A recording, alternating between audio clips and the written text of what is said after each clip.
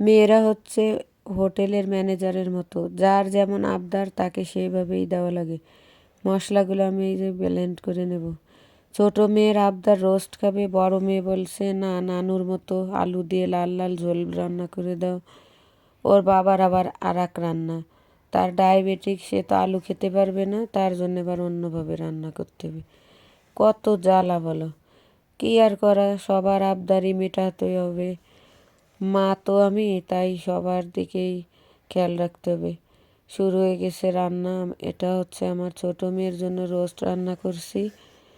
মাংসটা ভেজে তারপরে দিয়ে দিছি পেঁয়াজ কুচি, এই মিশামিশি আর কি, তাকে বুঝ দেয়া যে রোস্ট রান্না করে দিচ্ছি। মশলাটা ভালোভাবে বেটে নিছি। রোস্টটা প্রায় রান্না হয়ে এসেছে। দিয়ে দিছি গুঁড়া দুধ আর চিনি দিয়ে সুন্দরভাবে আমি রোস্টটা রান্না করে নেব। একটু পানি দিয়েছি যাতে রোস্টটা সুন্দরভাবে সিদ্ধ হয়। এখন হচ্ছে আমাদের তরকারি রান্নার পালা। প্রথমে আমি গরম মশলা জিরা একটু ভেজে নিয়েছি, তারপরে দিয়ে দিছি সরিষার তেল।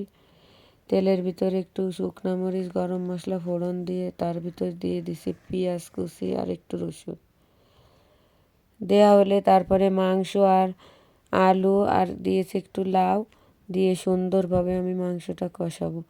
অন্য চুলায় ওর বাবার তরকারি বসাইছি। এই যে মাংসের ভিতরে হালকা একটু কালো জিরে দিয়েছি, মাত্র 2 টুকরা গোস্ত আর লাউ দিছি।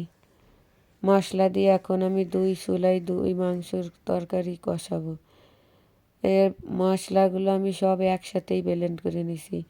আদা, জিরা, রসুন, শুকনো মরিচ সব কিছু একসাথে আমি ব্লেন্ড করে নিয়েছি।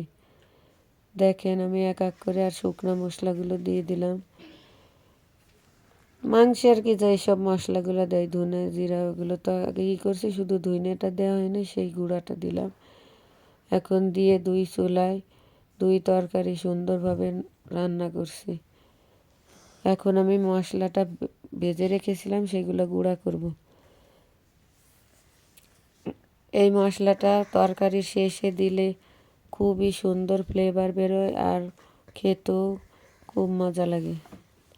মাংসটা আমার কষানো হয়ে গেছে, তারপরে আমি দিয়ে দেবো ঝোলের পানি, গরম পানি দিয়ে দেবো আমি। মশলাটা গুঁড়া হয়ে গেছে, এখন আমি মাংসের তরকারিতে দিয়ে দেবো। দেখেন আমার তরকারিটা কত সুন্দর হয়েছে। এটা হচ্ছে ওর বাবার তরকারি। দেখেন কি লোভনীয় হয়েছে আমার মাংসের তরকারিটা, একবারে মায়ের হাতের লাল লাল আলু দিয়ে ঝোল, কত সুন্দর লাগছে তাই না? আপুর ভিডিও ভালো লাগলে লাইক, কমেন্ট, শেয়ার দিয়ে পাশে থাকবেন। সবাইকে